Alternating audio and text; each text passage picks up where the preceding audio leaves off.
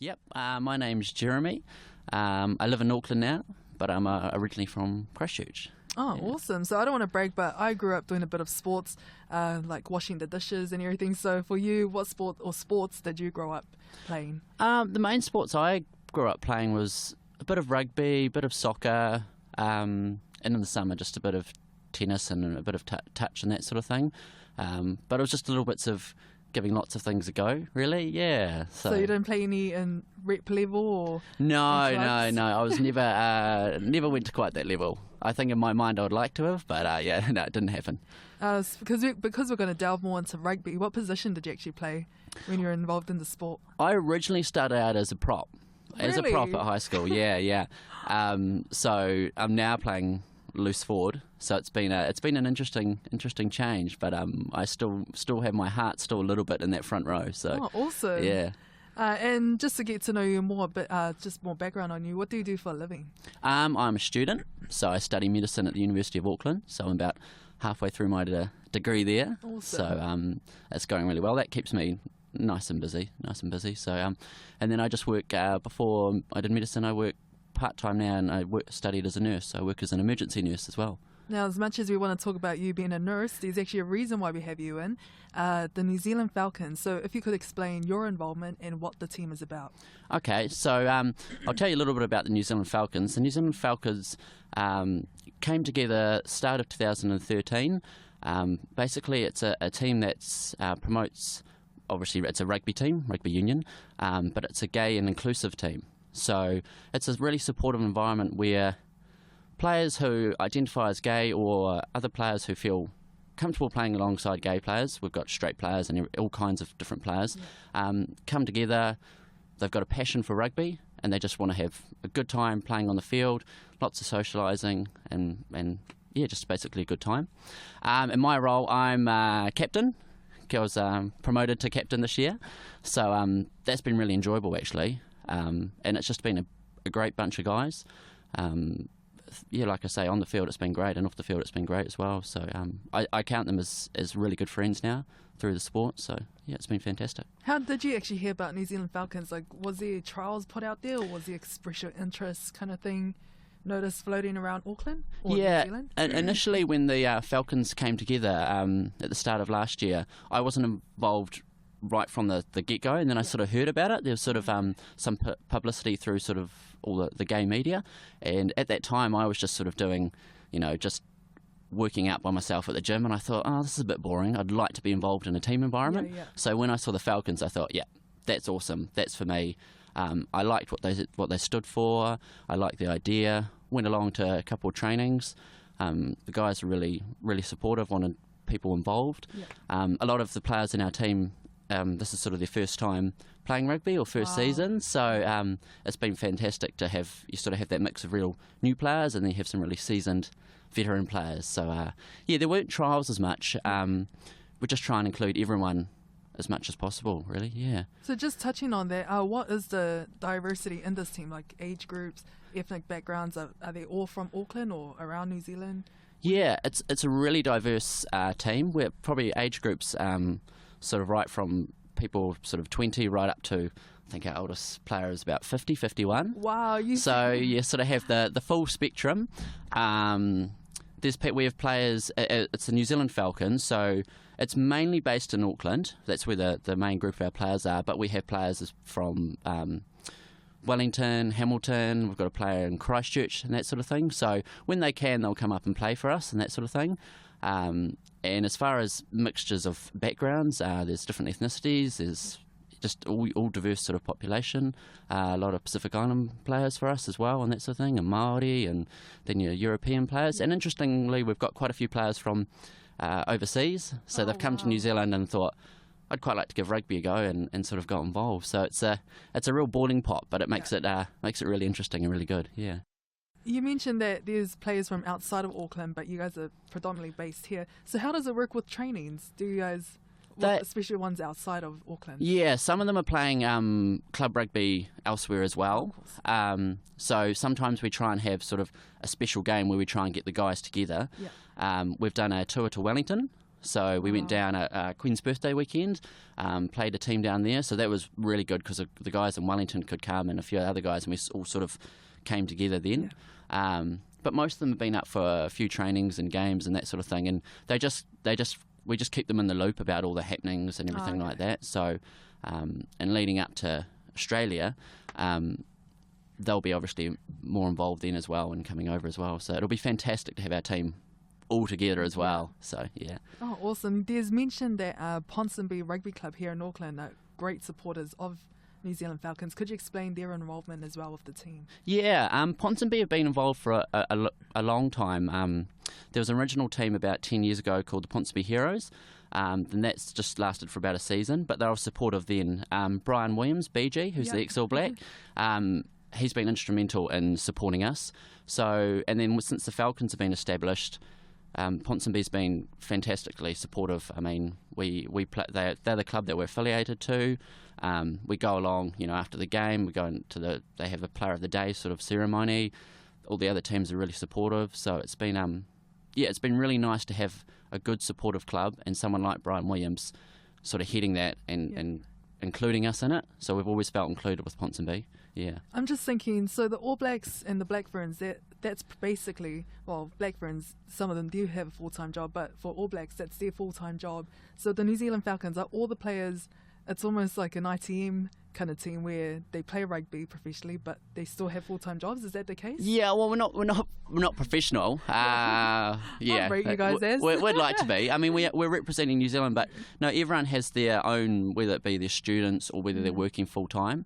So being involved in the team sort of just an extra part of their life. So which, I mean, and some people obviously they have heaps of stuff outside of it. For me, it's great because I have study and then I get to come and do something different. I get to play rugby. So everyone's definitely got other work and other commitments, but they're very much committed to the team as well. So now you mentioned you're the captain of the squad. How did that come about with selection, and how'd you feel being given the role? Yeah, the coach just sort of said to me, I don't know if it was because I don't, I'm always chatting on the field or something like, So I felt very honoured to be captaining the team. I'd only really captained, just minor other roles sort of thing. So, but I thought, now that I've been appointed captain, I really wanted to do my best. So I've really sort of taken it to heart and tried to lead by example on the field, and just give good chats and things like that, and get the guys going and the sort of things like, get them motivated. So I've really enjoyed it actually. It's been really good, and it's been really nice working quite closely with our coach Ray. He's quite a seasoned coach and seasoned player. He's Australian, unfortunately, but we won't hold that against him. But he's been really fantastic in helping me with my captaincy. Just speaking about your coach Ray, give us a bit of background about him. What did he used to do beforehand, and how did he come into this role? Yeah, he was involved with the team about 10 years ago, the Ponsonby Heroes that I mentioned. And then, but prior to that, he's been coached some quite high-level teams in Australia. Wow. So he's coached many a Wallaby, and many he's been associated with the Wallabies coaches as well. So he's got a wealth of knowledge, which has been fantastic to impart on us. But he's been fantastic because he's seen the level that our team's at, and just worked really well with us. And I think he'd say as well that he's seen some really good progression because he's been very, very supportive, very clear about what he wants. But he's very good and very very supportive of the team and very, very much involved. So it's been nice. Sometimes he's got that, the taskmaster, that classic rugby coach, you need to do this and need to do that, which you get used to. Yeah. So, he's been fantastic. Has there been hints that he actually prefers New Zealand rugby over Australia? Yeah, I don't know about that. Actually. I'm a Cantabrian and he's a Waratahs supporter, so we had that clash when they the Super Rugby final. And we've got a bit of a bet on for this weekend, Australian All Blacks game. So I think he'd say he's a Wallaby supporter, but I think there's a little bit of admiring our rugby All Blacks, and his partner's a New Zealander, so I'm sure this sort of balances it out there. Yeah. I don't want to sit on the dinner table over there then. No. We'll touch on the Bingham Cup. So it's a massive event going down in Sydney later this month. If you could explain to our audience what the Bingham Cup is and how many countries are involved and the teams that are expected to be there. Okay, so the Bingham Cup, it's named after Mark Bingham, so that's the name. So he was a avid rugby player, he was an American rugby player, and he was killed in the September 11th flights. Right. And he's actually one of the people who was on flight 93, which is the one that crashed in the field, but he was one of the people who led the charge on the cockpit. Oh, right. So effectively they stopped it from hitting. I think it was going to go to Washington. So it's named in his honour, and it's been played, I think it's played every 2 years, since then. And teams from around the world come to where it's held. This is the first time it's been held close to New Zealand in the Southern Hemisphere. It's been often held in America or the UK and that sort of thing. So this year I believe there's 36 teams from around the world coming, 15 different nationalities, all coming to Sydney. So the rugby's played over 3 days with the pool matches and then into quarterfinals, semi-finals. There's quite a diverse range of teams, I gather. This is the first time New Zealand's ever had a team in there. Yeah. So we've got a little bit of pressure on our shoulders, but I think it'll be really good for the team to have that little bit of pressure. Obviously, New Zealand would claim the home of rugby. So, that's the tournament. And there's a lot of social events as well, which is fantastic because you're going to Sydney and there's going to be thousands and thousands of other players and they're all passionate about rugby and you just get to socialise and hang out. And from what I gather, because some players in our team have played just in a Barbarians team previously, and they said this tournament, they said these guys that you get to know through the tournament, you just know they're as friends for life, sort of your rugby brothers. Nice. So, I'm looking forward to it. So, it'll be fantastic, and that's at the end of the month. There's, I did see in the schedule that there's the Women's Sevens. So you mentioned social events. I wouldn't say that's one of them, but the Women's Sevens will be playing as well? Yeah, that's sort of a tournament running alongside, I believe, which is quite interesting as well. So you've got the main 15-a-side tournament and then there's the 7s-a-side tournament as well. So that's fantastic that they can make it that sort of a tournament as well, because I suppose if you're setting up a tournament in a city, you might as well do both. So, hopefully we'll get to see a bit of the women's sevens as well. And I believe there's, they'll be at the same social events and that sort of thing, because obviously they're passionate rugby players as well. So it's a 3-day event. The game is 80 minutes long. How many games are you playing a day? Or no, these are slightly shortened games. I think they're only 20-minute halves, 3 games a day. Yeah. Thank goodness. I was going to say, you guys are stretching yourselves. Yeah. Sevens tournament. So we're going to be playing those 3 games. I'm not sure what the sort of time schedule between, but it will be still quite. The boys will have to be quite good at turning around for another game as well. So we've worked on a little bit of we're getting our fitness up and that sort of thing. The games will be quite intense as well, quite physical, I should imagine, and quite fast. So I think at the end of the tournament there'll be a few sore players. That's for sure. Yeah. Yes, I just want to mention the great support that Sydney, Australia in general, are showing this tournament with the ambassadors that are on board. I saw Greg Inglis, Matty Johns, David Pocock from the Wallabies, but even just other like Israel Folau, they're all around this, they're all supporting this. So for you, what does the support mean to you, especially to the team? The support, it's unmeasurable really. To have players of their calibre supporting the tournament and effectively supporting what it stands for, which is inclusive sport. Not just for rugby, for any other sport, and trying to get homophobia out of any sport. Yeah. It's fantastic. There's those guys are sort of leading the way. They've sort of stepped out and said, right, we support this. It's quite a unique tournament. So full thumbs up to them, and it's fantastic to have those awesome players supporting it. Yeah. I'm just thinking in the long run, or even close to now, but the fact that they shouldn't really, this will hopefully open the doors for, even if there are All Blacks who are gay, to just come open because of such a tournament, or even have these players move on to play for All Blacks or Super Rugby and not have to rely on this kind of team, if you know what it... It would, it would be fantastic if all players felt comfortable mixing in. And obviously there are gay players through all different grades and all different levels still playing for their teams, but whether they feel comfortable being open with their sexuality in whatever form it is, that's another thing. It would be nice not to have the have a need for this team. Yeah. But this team also offers a very unique environment as well. So I think it's not just about them not being able to be open, but it's also what having a whole team of gay or inclusive players offers as well, on and off the field. So I would like to think that we'd actually end up having more of our teams as well, and then but for it also to not be an issue. If those guys want to play for their teams, they can still be open about their sexuality. But then there's also the option of playing for us, and So it's the Falcons are a fantastic start, but hopefully this will just be a stepping stone for more of a journey. Definitely. Yeah. And just in saying that has like, without naming people on the team, but has there been quite some stories because of the Falcons that they feel much more comfortable, playing a sport that they love, but feeling afraid because of their chosen sex orientation or something? Yeah, we have a few players involved with us who play quite high level rugby, and I think they've never really seen. Maybe what they see is what you'd call, I guess, the stereotypical gay community. That they don't quite see where they're at matching with that, or they don't feel comfortable, being involved in that or coming out or whatever. But then they see this team and it's unique, so then they get involved with us. So it's been, I think, for a lot of the players, it's been really fantastic like that. It's offered them that sort of opportunity to be involved in something that wasn't previously around. Being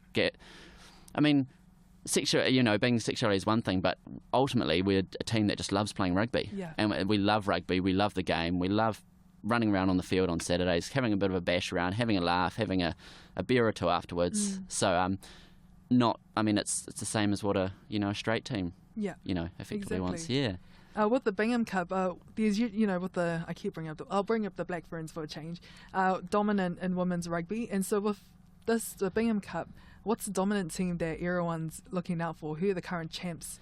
There definitely is. There's the Sydney Convicts, is their name. The Convicts being Australian, of course.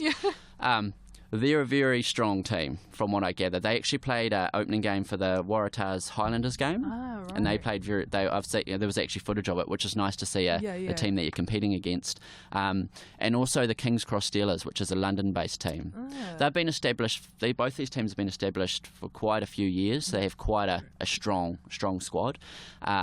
So they're definitely, when we play them, we're going to have to be on the top of our game. So, but I think we have a good shot. We've got a good team, so I think we'll give it a good go. I think we've got a good chance of beating them.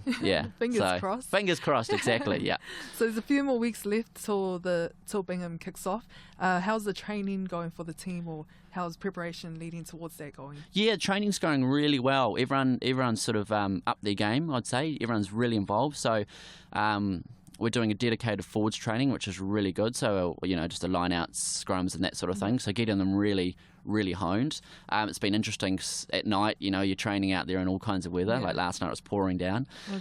So everyone's sort of, and also everyone's doing their own, basically their fitness training as well, because the games are obviously short. They're going to be shorter, but very fast, with that quick turnaround. So it's been good, and everything's coming together. Obviously, we're travelling to Sydney with a full team. There's a lot of logistics and things to organise, but it's going fantastic. And we've got a going away farewell party at one of the bars in town this Saturday. So there's all those, just to sort of say to our supporters, come in. We're heading off. Come and have a drink, and players are going to have a few words and that sort of thing. And we've got a haka. Nice. So we've been working on. I was just going to ask. I don't know if the right word's choreographing, but getting the haka to where we want it to be, because you want to do. So haka is something very special, and you want to do it right. So that's something we're working on. Yeah. Who's leading the haka by? Who's the lucky man? We haven't quite. We haven't quite narrowed onto one sort of leader for the haka. At the moment, there might be a few guys who'll put their hand up to do it, or a few guys we sort of give a nudge to or a shoulder tap who you just see as potentially being, you think, that would be good to lead a haka.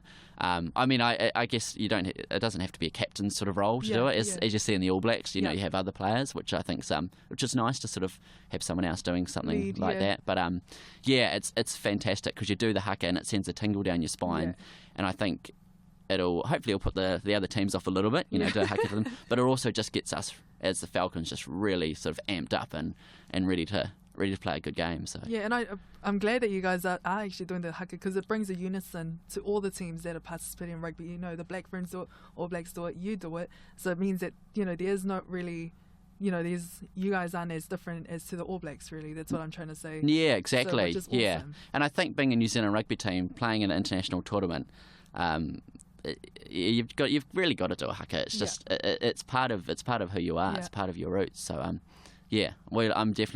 looking forward to that as well. So it'll be a special moment when we rock that out over in Sydney. Awesome. How many players actually going over from the squad? I think we've got about 30. About awesome. 30, and then we've got I've coach and a few other other staff as well, so other people coming across with us. So yeah, about 30. So a good decent squad of guys, but good sort of balance of backs and forwards and that sort of thing. So and we've been really lucky because we've had some fantastic sponsors who've helped us get there. Awesome. So ASB is our principal sponsor, and they've been awesome. They've really this year they've looked at how they can work to be more diverse. Nice. And they've done a lot of things, getting a rainbow tick and that sort of thing. So they've been an awesome sponsor. And then we've got Love Your Condom and Gay Auckland Business Association as well. Awesome. So they've all helped us get to Sydney. So it hasn't just been it's been a big collective. Yeah. You mentioned earlier that one of the older players is around his 50s, and that's, in rugby world, like 35 is the oldest, until you start to retire or look elsewhere. So how does that work out? Like, yeah, we give him a bit of jip, but actually he's a very skilled player. Awesome. He used to play as centre. Now he's playing in the forwards. Wow. But he's still got quite a bit of pace on him. And he says to me, he's just happy to play rugby. He just loves going out there and playing rugby. Nice. So I mean, that's what we all just have fun as well. So it's good to have people of that sort of range, and then you have right from the younger people who might not have as much experience, and then you have him as well. And they offer a really nice sort of smoothing, anchoring in the team because they're quite wise in their rugby. Yeah. So they're quite level-headed. Good mentors, fantastic mentors. So it's nice to have them sort of spread through the team as well. Yeah. And just lastly, what are you excited mostly about Bingham Cup? Especially, would this be your first tournament? Yeah. I'm just really looking forward to the rugby. But also, I mean, we've been training all year for this. Well, actually, probably basically since last year because we knew we were going to be leading up to it. So to finally get there and play rugby with all these other gay and inclusive teams is going to be awesome because it's something that I've never been involved with. I'm really looking forward to captaining the boys as well. And like I said, I'd love to bring back some silverware. But also just socialising and just meeting all these people as well. So there's just so many things, and just going on tour I think is a really fun thing. So but definitely just the rugby, just being on the field is just, that's what I love most, just running out on that field, and we're representing New Zealand, and this is on an international stage. We play on in Saturday comp, but to be playing at this sort of level and representing your country, it's pretty special. So awesome. Just for one last question actually, the All Blacks and Wallabies, who's your pick and why? Who's going to win? Yeah, for this Saturday. Yeah, and I've got a bet on with my coach about this. Definitely All Blacks. I just think they'll just come together really well. I think the Wallabies have had a few injury issues as well, and a few interesting sort of selections. But I mean that may pay off for them. But I think the All Blacks will just bring it home. I think it'll still be quite a tight game. Maybe not as tight as actually playing South Africa. I think I think that might even be a closer game. But yeah, definitely All Blacks all the way.